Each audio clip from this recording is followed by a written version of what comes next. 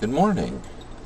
I usually try to reply to all my comments before I make the next video because I never get to it if I don't. And I, my mindset, I'll be in another world. I'll just forget entirely. I am a flake, a space cadet, a leaf on the breeze. I'm working on it. But the comments that I got last, the comments I received recently, were so special that they needed their own video. So here it is. Instead of just, typing a response, you guys are taking the time. I could type too, but I have a lot to say and it just seemed like worthy of a topic of a video. Alright. So, first one was, wish you were my neighbor, Sam. I've been J-woke for some time, but not many want to hear it. I'm glad you're calling them out. Always look forward to your posts. How did you become woke to the Blue Jays? What happened? Who helped you? Well, it happened in steps. Like, I've given the short answer, and the short answer changes. Here's the long answer, and I'll try to not make it too long. When I was, young, in maybe early high school, me and my brother, we was raised in a white family by a granddad and folks. It was like niggers and wetbacks and fags and commies, and so we knew about the colloquial bias. But it was about the time American History X came out, and I watched it with my little brother. And if you remember Ed Furlong at the end gets shot. Don't want to spoil a 30-year-old movie for anybody. But I remember my brother and I looked over at each other, and both of us at the same time said, fuck niggers. Because the movie was trying to get us to show that racism perpetuates the cycle of violence. But me and my brother remembered at the very beginning of the movie when Furlong is walking down Venice or the boardwalk or whatever, and he says, this used to be a nice town.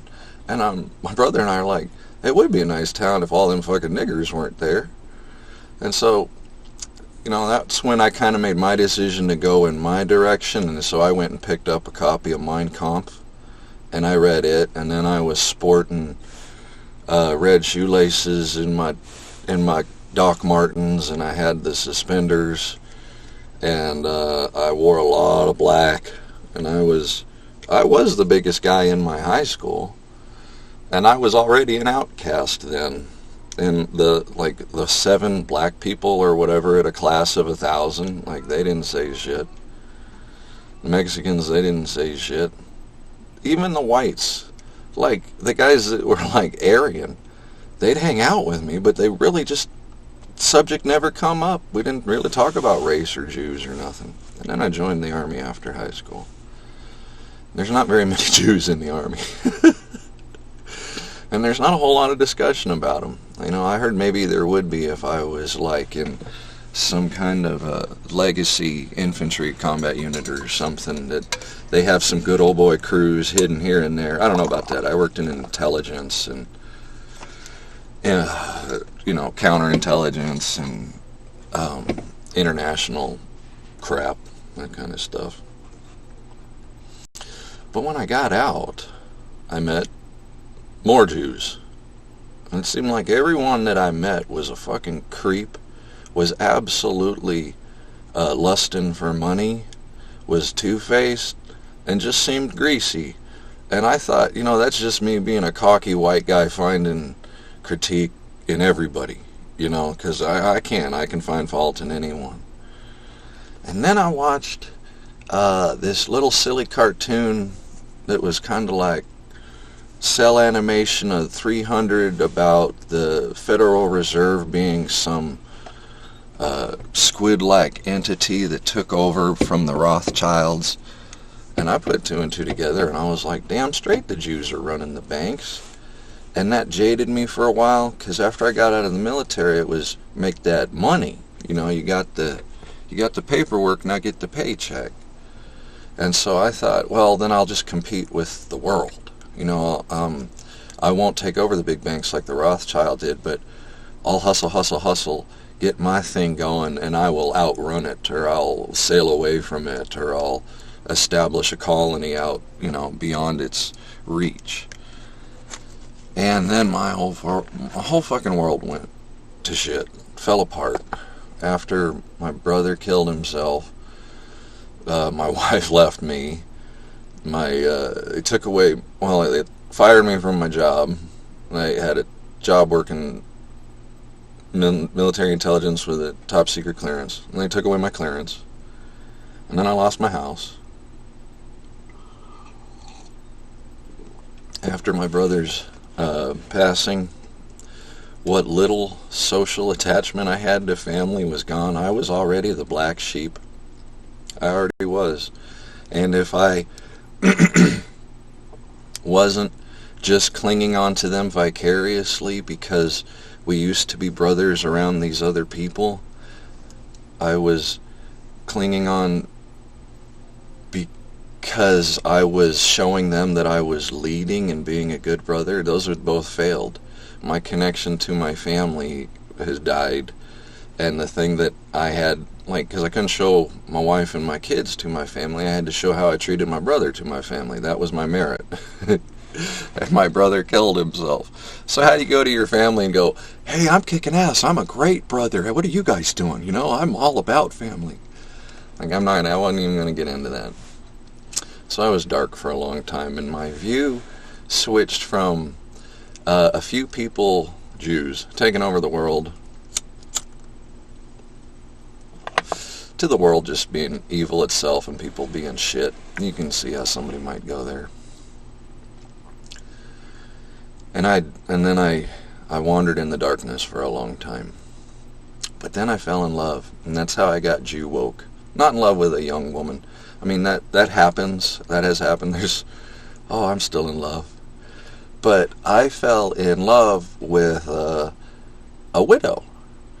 My friend died, and he was a 25-year Marine.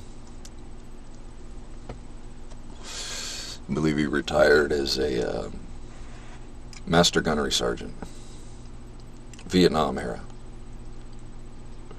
Head of a motorcycle club.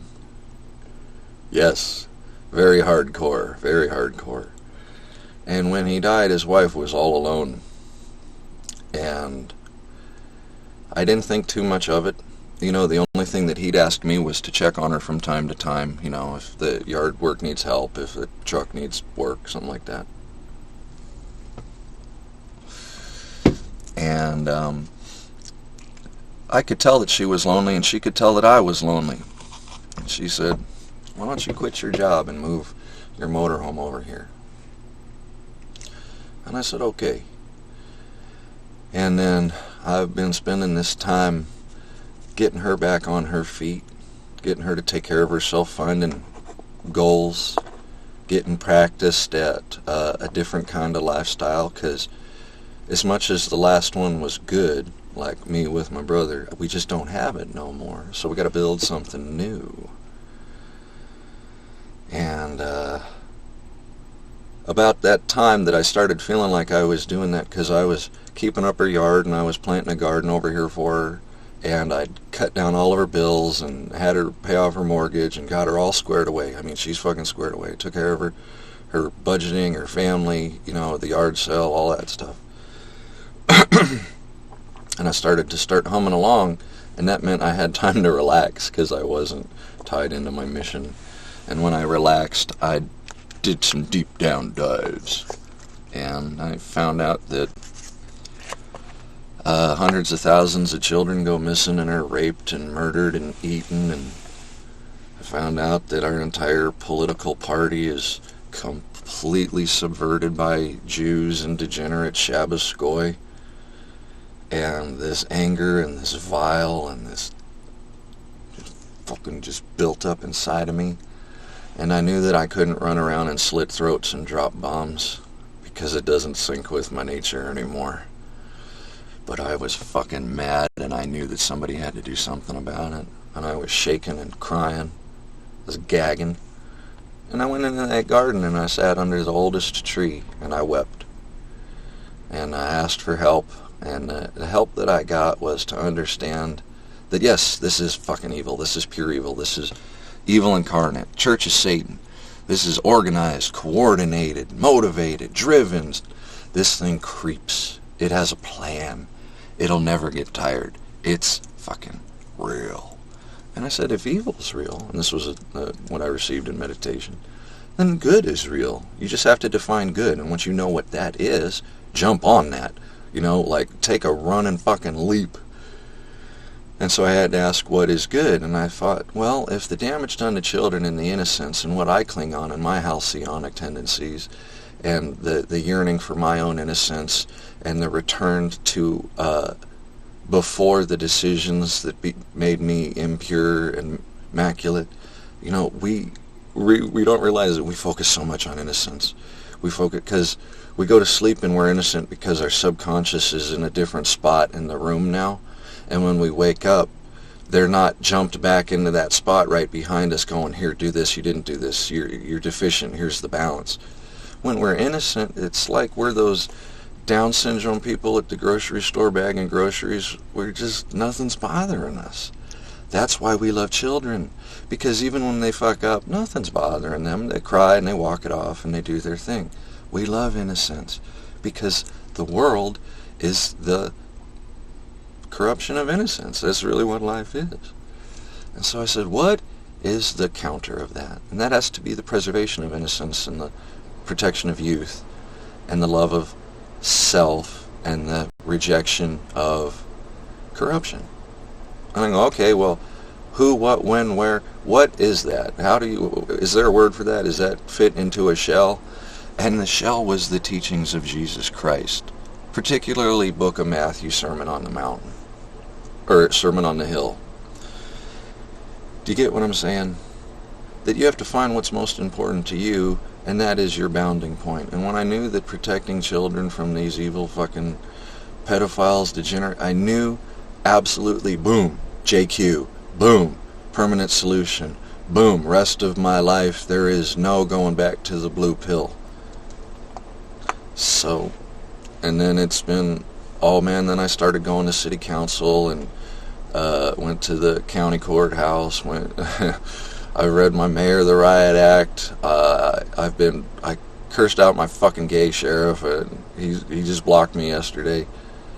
JQ's a long time coming, but I guess, like I said, how did I know about it? I fell in love. And once I saw that the love I had for children and the love I had for widows and the love I had for my brother and the love that I had for me was at risk, was in jeopardy, was compromised by the actions of the Zio machine, of Moloch, of the Jewish tribe, then I was like, game on. You know, and I've been doing my research ever since. So that was a very long answer to a very important question. Thank you very much, sheepdog. Love you. The next one was, communism is Judaism, says, not being yourself is anti-nature. Well said. Yes. People, okay, public education wants you to think that the nature of man is dark and evil and carnivorous. No. That's what Marxists believe. The nature of man is what you decide. Read Plato, read Aristotle, read, Epicurus. Okay? Go back before Marx, and you will see that the nature of man is whatever we choose. That's what God gave us. Okay, but communism is Judaism and Marxism and all of that. Thank you very much. You're right. And I need to change my name. Sam equals 33. Well, Sam isn't my name. Sam is what I go by. My full name is Samuel. And in Irish, Hebrew, Latin, Arabic, it means something pretty fucking awesome. I don't prescribe to numerology. I prescribe to language. And I'm going to keep my name just as it is. But thank you. I get the sentiment though. And then here was the comment that really got me going. I got to make a video here.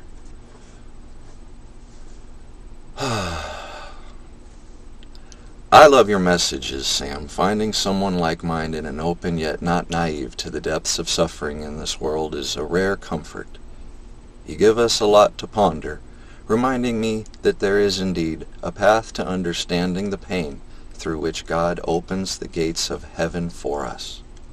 Beyond a sage, you have the heart of a real patriarch, and I hope God blesses you with a family and a homestead of your own one day. Thanks for calming my spirit before I drift off tonight. You and your dear brother will be in my prayers. I don't recall reading a kinder comment. I had to take a step back. It still affects me. I only do what I do out of love. It's my modus operandi. I love you. Thank you for saying that. I love all of you. Take care. God bless.